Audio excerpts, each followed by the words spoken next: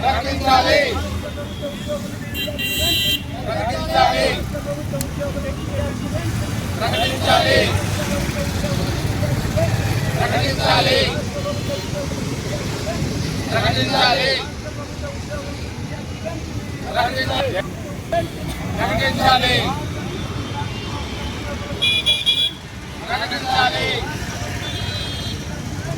ప్రకటించాలి. ప్రకటించాలి.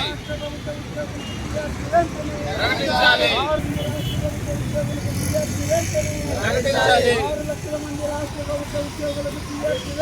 ప్రకటించాలి.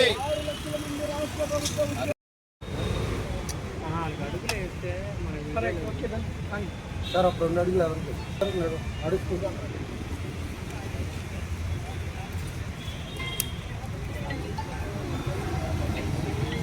Okay sir, thank you. అందరికీ నమస్కారం. విజయవాడ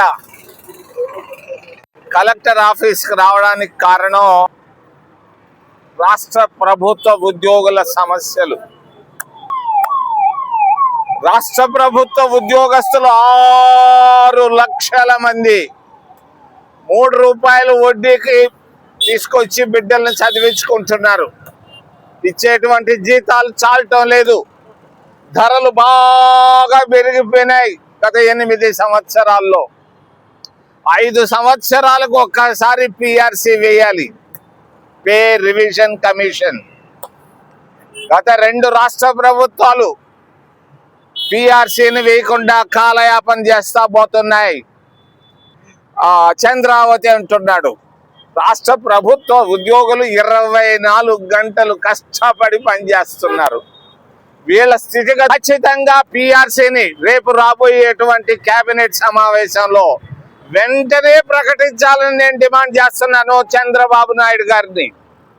మీరు దీన్ని ఏదో చిన్న విషయం అనుకుంటున్నారు. ఇది ప్రమాదకరం రాష్ట్రానికి. రాష్ట్ర ప్రభుత్వ ఉద్యోగస్తులు ఎవరు సంతోషంగా లేరు. ఇది కారణం ధరలు విపరీతంగా ధరలు పెరిగిపోయినాయి. గ్యాస్ ధరలు పెరిగిపోయినాయి. ఇళ్ల బాడుగలు కూడా పెరిగిపోయినాయి. ఈ పరిస్థితుల్లో రాబోయేటువంటి 10 రోజుల్లో మంత్రివర్గ సమావేశంలో ఖచ్చితంగా 12వ పిఆర్సీని అపాయింట్ చేయాలని చంద్రబాబు నాయుడు గారిని సున్నితంగా నేను తెలియజేస్తున్నాను. నా మాట విను చంద్రబాబు నాయుడు గారు, వెంటనే పిఆర్సీని వేయండి, తీరాలని తెలియజేస్తున్నాను. రెండో విషయం చెప్పక తప్పదు. విజయవాడకు వచ్చి రాజధాని రైళ్లల్లో చర్చించుకుంటున్నారు. రాజధాని విషయం నిన్నంతా రైళ్లలో కూర్చొని వింటా ఉంటే తగాదాలు పెట్టుకుంటున్నారు అందరూ. రాజధాని అమరావతి పోయి చంద్రావతి అయిపోయింది చంద్రబాబు నాయుడు గారు. ఇది ఎవరు ఇష్టపడటం లేదు. ఉత్తరాంధ్ర వాళ్ళు ఇష్టపడటం లేదు.